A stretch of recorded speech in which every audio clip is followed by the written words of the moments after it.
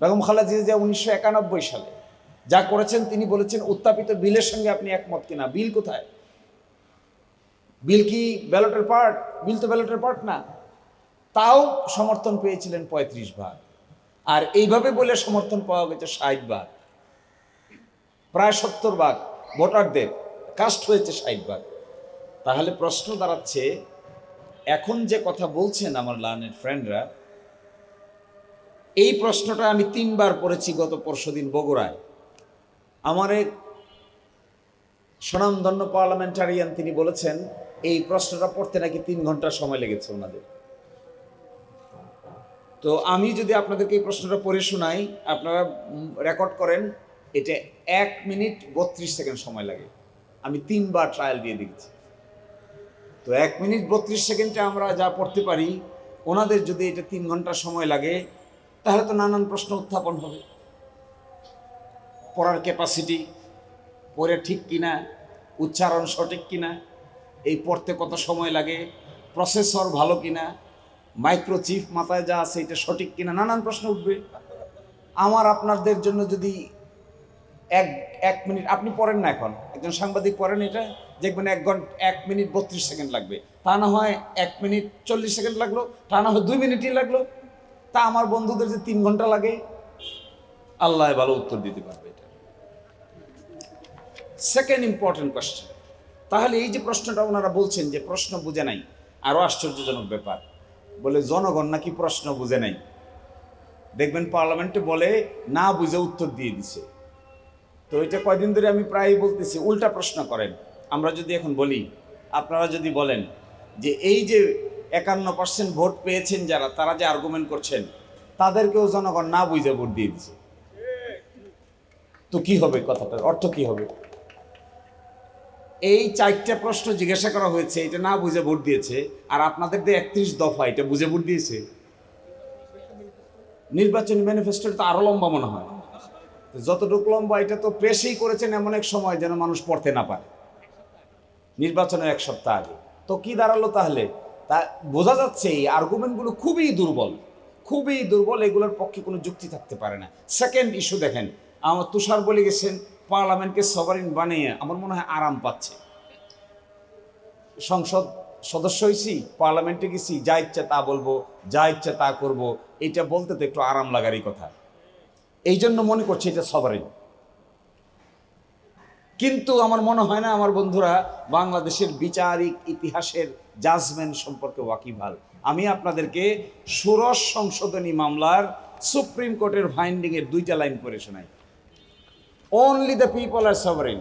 Supreme court বলছে, আমাদের supreme court, only the people are sovereign, only the constitution is supreme, all other institutions are merely the institutions or agencies to fulfill the greatest purposes enunciated in the constitution. তাহলে supreme court বলছে only the people are sovereign। আমার ভাই তুষারের বাসায় sir বলছেন parliament is the সভারিন। Madam বলেন sir আইভর Jennings. এটা আরো ডেঞ্জারাস কথা।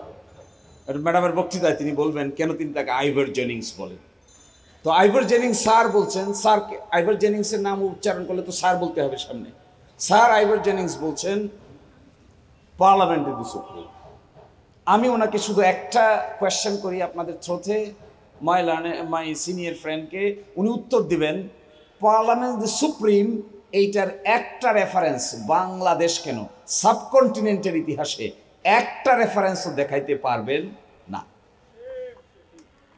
তাহলে উনি যে বলেন সুপ্রিম, এটা কিসের ভিত্তিতে? এটা ওনার সভারিন, পার্লামেন্ট দ্য সভারিন, এটা বলেন কিসের ভিত্তিতে? আমার ধারণা শরীরের গরমের ভিত্তিতে তিনি কথা বলছেন। আর গরমকাল তো এখন, পার্লামেন্টের ভিতরে এসি আছে, তাও সমস্যা হচ্ছে। এবং দেখেন আমাদের সুপ্রিম কোর্ট কি বলছে, under hour constitutional dispensation it is the constitution and not parliament which is supreme. Supreme is the constitution, sovereign of the people. Sovereignty concept lies only with the people, not even with the constitution. People are sovereign, constitution is supreme, are all other organs under the constitution, under the will of the people. এখন যখন গণভোট আয়োজনের প্রশ্ন আসছিল তখন খুব বিতর্ক হয়েছিল ঐক্যমত্য কমিশনে। আপনারা জানি অবাক হবেন, নিশ্চয়ই আপনারা জানেন এই গণভোটের প্রস্তাবকারী কিন্তু সরকারি দল। প্রশ্ন আসছিল যে গণভোট যে আমরা আয়োজন করব, আমাদের বর্তমান সংবিধানে তো গণভোটের বিধান নাই, কি করে আয়োজন হবে? সরকারি দল থেকে বলা হলো তখন যে গণভোট যে আয়োজন করা যাবে না এই মর্মেও তো সংবিধানে কিছু নাই, আয়োজন তো হয়েছে। তখন একটা এখন একটা, এইগুলো ক্যারেক্টারকে কি বলে? এগুলো আপনারা ঠিক করবেন, এই ক্যারেক্টারের নাম কি? এগুলো আমার মুখ দিয়ে বলা ঠিক হবে না।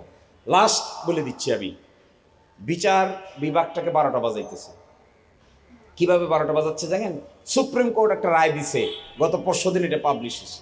বলছে 3 মাসের ভিতরে সচিবালয় প্রতিষ্ঠা করো, আর বলছে সুপ্রিম কোর্টের নিয়ন্ত্রণ থাকবে সুপ্রিম কোর্টের উপরে, রাষ্ট্রপতির উপরে নয়। আগে ছিল রাষ্ট্রপতির উপরে, তাহলে তো গেল সুপ্রিম কোর্টের উপরে। সচিবালয় প্রতিষ্ঠার অর্ডিন্যান্স জারি হয়েছে 30শে নভেম্বর, সচিবালয় প্রতিষ্ঠিত হয়েছে 11ই ডিসেম্বর, এ রায় হয়েছে সেপ্টেম্বর, রায় প্রকাশ হচ্ছে পরশুদিন। যে সচিবালয় প্রতিষ্ঠিত হয়েছে একটা রায়ের আলোকে, যতক্ষণ রায় ঠিক আছে ততক্ষণ পর্যন্ত কি আপনারা পার্লামেন্টে বসে এইটাকে বাতিল করতে পারেন? বড় প্রশ্ন। আমি তো দেখছি there is a clear cut clash between the judiciary and the parliament, clear cut clash. এই ক্ল্যাশের জন্ম দিচ্ছে পার্লামেন্ট, এই ক্ল্যাশের জন্ম দিচ্ছেন বিখ্যাত আইনবিদরা, এই ক্ল্যাশের জন্ম দিচ্ছেন স্যার আইভর জেনিংসরা। তো যারা এই জেনিংসরা এই ক্ল্যাশের বর্ণনা দিচ্ছেন, এইটা অনিবার্য। এবং দেখেন কেন সংবিধান সুপ্রিম আর কেন জনগণ সভারিন, এই ব্যাখ্যা দিয়ে আমি শেষ করে দিচ্ছি। পার্লামেন্টে একটা আইন পাশ করবে, 65-এ তার বিধান আছে। কোনটা পাশ করবে? যেটা সংবিধানের সীমার মধ্যে সেটা পাশ করতে পারবে, সংবিধানের সীমার বাইরে পাশ করতে পারবে না। সংবিধানের সীমার ভিতরে বাইরে গিয়া সংবিধানও যদি সংশোধন করে এটাও টিকবে না। এইটা বলেছে আমাদের 8ম সংশোধনী মামলা, সর্বশেষ মামলা হলো 16 সংশোধনী। আচ্ছা বলেন তো দেখি, কেয়ারটেকার গভর্নমেন্ট কি সংবিধান সংশোধন করে বাদ দেওয়া হয় নাই? বাদ দিছে তো। কেয়ারটেকার গভর্নমেন্ট সংবিধান সংশোধন করে বাদ দিলে সুপ্রিম কোর্ট আবার বাদটাকে বাদ করে দিল যে, তাহলে আপনার ক্ষমতা কই গেল? আপনি যে বলছেন পার্লামেন্ট সভারেন, তো পার্লামেন্ট সভারেনের কনসেপ্ট কই গেল? আপনি তো পার্লামেন্টে আইন পাস করছেন, আইন পাস করে বলছেন কেয়ারটেকার গভর্নমেন্ট বাদ, সংবিধান সংশোধন করে বলছেন আমাদের হাইকোর্ট বলে দিছে ন, আপনি যা বলছেন এটা সঠিক না।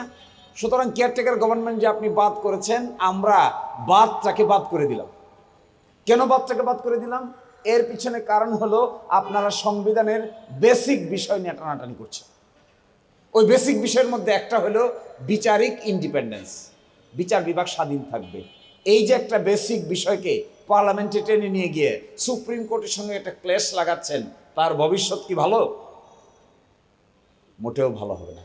ক্লেশ হচ্ছে, সুপ্রিম কোর্ট বলছে আমি ইন্ডিপেন্ডেন্ট থাকতে চাই, তারা বলছেন তোমাদেরকে আমরা দিতে চাই না।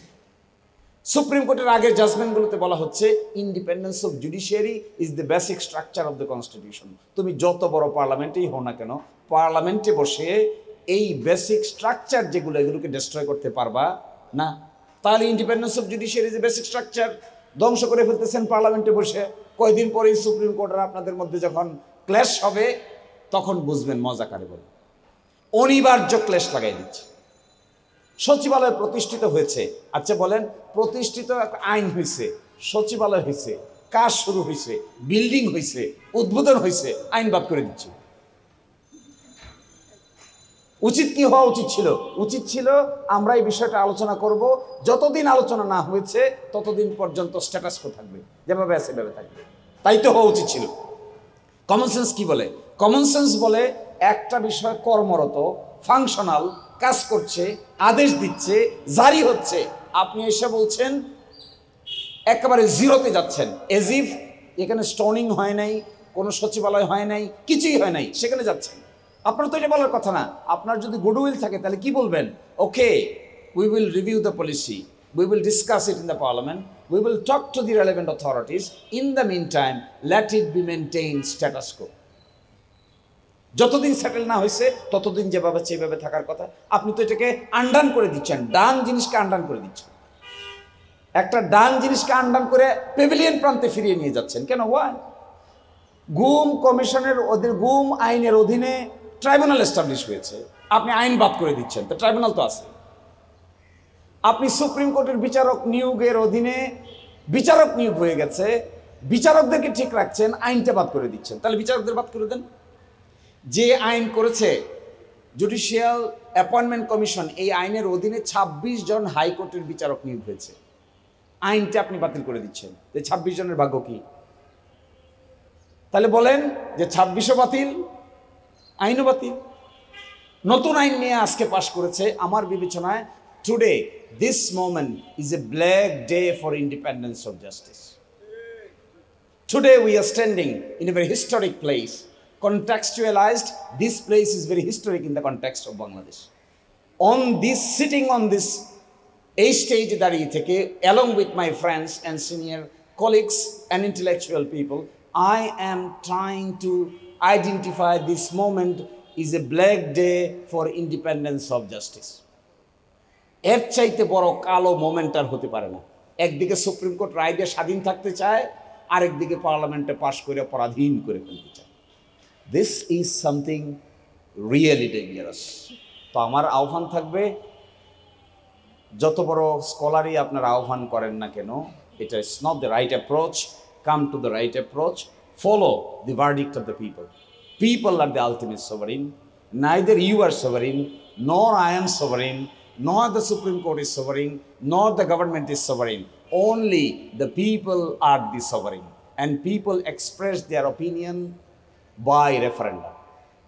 Follow the referendum. Comply with the result of the referendum, because this is the ultimate solution to the whole problem. Thank you. Assalamu alaikum.